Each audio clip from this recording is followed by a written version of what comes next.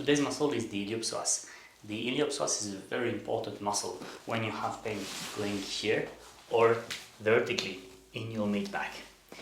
To understand the job of this muscle, we have to look at the anatomy. Basically, imagine that it attaches on the inside, on the front side of your lower back to your thigh bone, as well as on the interior side of your pelvis to the thigh bone.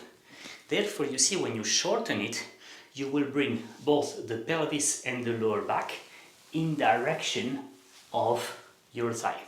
Yeah? There are many different situations in which this muscle hurts, and I'm not here to repeat an anatomy book or a pathology book.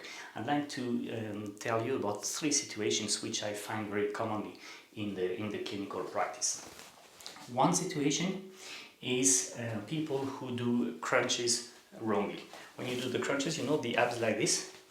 Well, I mean, honestly, it's a very difficult exercise to do, and most people who do it have their lower belly coming out, which means that they're actually not working on their lower abs, they are shortening the iliopsoas.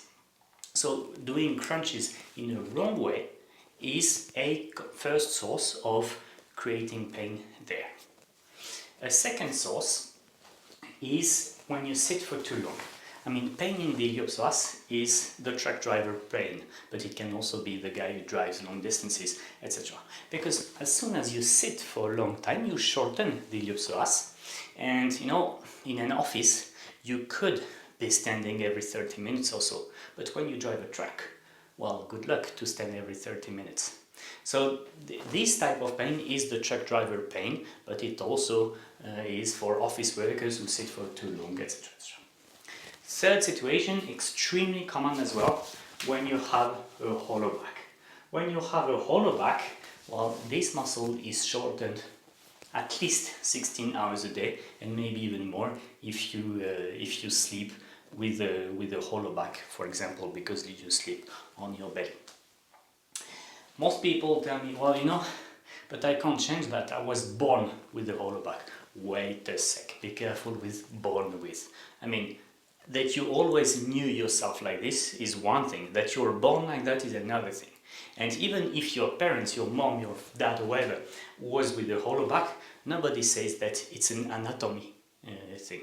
It could very well be that you just reproduced what you saw, and the result of that is that the muscles hollowing your back, lower back muscles as well as iliopsoas, are just more tonic than the ones who try to flatten the back, which are the lower abs and the glutes. So until we have tried to spend all our best efforts on resolving that, we cannot conclude that you were born like this, that it's structural, and that we can't change anything about it.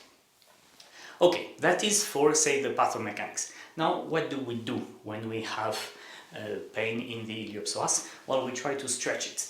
The stretch I'm going to show you now, honestly, belongs to my daily routine.